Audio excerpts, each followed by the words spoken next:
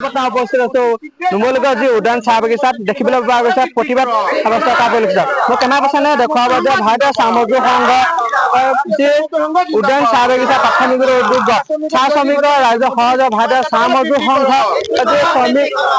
মজুৰি দাবী লৈ 351 টকা দাবী লৈ এই প্ৰতিবাদ সাব্যস্ত কৰা পৰিলক্ষিত হৈছে যি বাগানৰ লাইন পথৰ ভূমি পট্টাক লৈ সেই দাবী লৈ প্ৰতিবাদ সাব্যস্ত কৰা পৰিলক্ষিত হৈছে সমগ্ৰ দৃশ্য মই কেমেৰা পাৰ্চনে দেখুৱাই আছে যে ভাৰতীয় চাহ মজদুৰ সংঘ দেখিবলৈ পোৱা গৈছে যে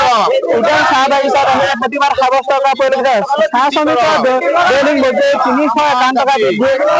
দাবী লৈ প্ৰতিবাদ সাব্যস্ত কৰা পৰিলক্ষিত হৈছে দীৰ্ঘদিন ধৰি বসবাস কৰা লাইন পথৰ সময় ভূমি পট্টা প্ৰদানৰ বাবে এইটো প্ৰতিবাদ সাব্যস্ত কৰা পৰিলক্ষিত হৈছে মোৰ সৈতে চাহ মজদুৰ সংঘৰ প্ৰতিবাদ তেখেতসকল আছে তেখেতৰ পৰা মন্তব্য ল'ব হৈছে কি ক'ব হয় আপোনালোকে জানে নিৰ্বাচনৰ পূৰ্বে যোৱাবাৰে ঘোষণা কৰা হৈছিল 351 টকা চাহ শ্ৰমিকৰ মজুৰি দিয়া হ'ব কিন্তু আজি পৰ্যন্ত মজুৰি দিয়া হোৱা নাই আৰু আমাৰ চাহ শ্ৰমিকৰ যিবিলাক সমস্যা আছে সেই সমস্যা হৈ আছে আজি উদ্যান চাহ বাগিচাত আপোনালোকে এই লেবাৰ কমিশনাৰ যিজন আছে তেওঁলোকে একবাৰ আহি ভিজিট কৰক আজি এটা পাতঘৰ নাই বাগানবিলাকত গতিকে আমি এটা কথা আহ্বান জনাইছো এই 351 টকাটোতো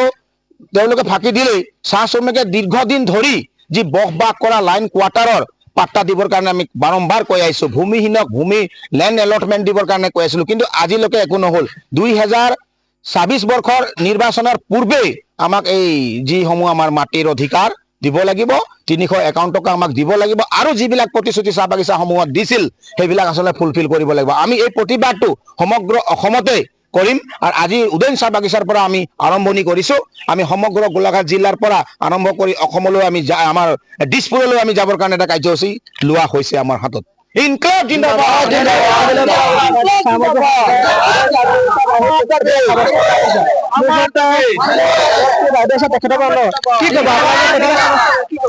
তিনিশ 51 টকা হাজিৰাটো দিব লাগে ইমান দিনৰ পৰা লাগু হৈ আছে আমাক দিয়া নাই ঠগি আছে হয় এনেদৰে এটা প্ৰতিবাদ সাব্যস্ত কৰা পৰিলক্ষিত হৈছে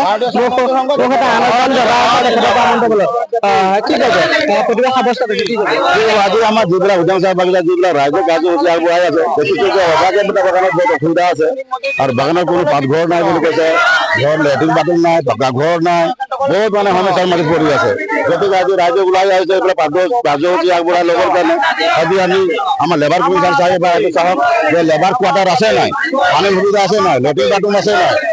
বাগানত পাতঘৰত নাই মানুহ ভাত খাবৰ কাৰণে আহি পেলাই ঘৰতো পুতি আছে ৰাইজে ঘৰৰো কোনো টিং চিং একো বনাই দিয়া নাই ঘৰতো পানী পৰি আছে গৈ বাগানতো ৰাইজে তিতি থাকিলে কেনেকে হ'ব আজি আমাৰ গোলাঘাট জিলাৰ আমাৰ যিটো লেবাৰ কমিশন এইবিলাক চব ভিজিট কৰক বাগানবিলাকৰ যে কোনটো বাগান কেনেকে সমস্যাত পৰি আছে সেইটো কাৰণে মই ইমানটো কৈ